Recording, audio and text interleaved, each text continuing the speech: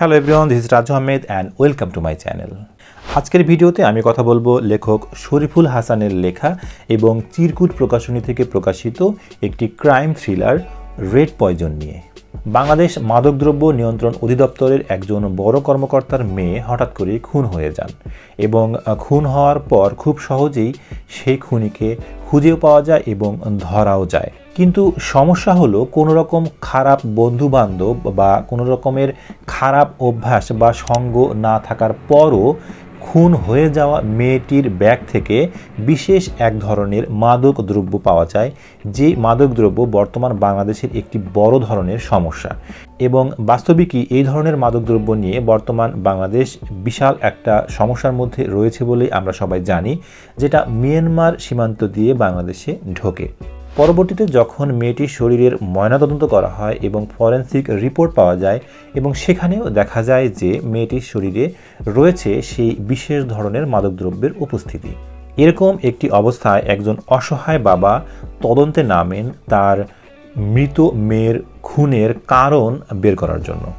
কিন্তু বাংলাদেশ আইনে কোনো ভিকটিমের নিকট আত্মীয় কখনোই সেই খুনের বা অপরাধের তদন্ত করতে পারেন না, যার কারণে ঊর্ধ্বতন কর্তৃপক্ষের মাধ্যমে খুন হয়ে যাওয়া মেয়েটির বাবাকে এই তদন্ত হতে সরিয়ে দেওয়া হয়।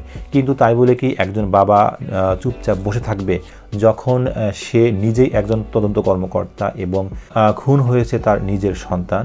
তাই তিনিও চুপি চুপি বেরিয়ে পড়েন খুনিদের সন্ধানে এবং তার মেয়ের হত্যার আসল কারণ খুঁজে বের করার জন্য। তাই তিনি ছদ্মবেশ নেন এবং ছদ্মবেশে তদন্ত করতে করতে তিনি ঢুকে পড়েন বাংলাদেশের মাদক সাম্রাজ্যের একদম অন্তরের ভেতর এবং এখান থেকেই শুরু হয় ইঁদুর দৌড় খেলা।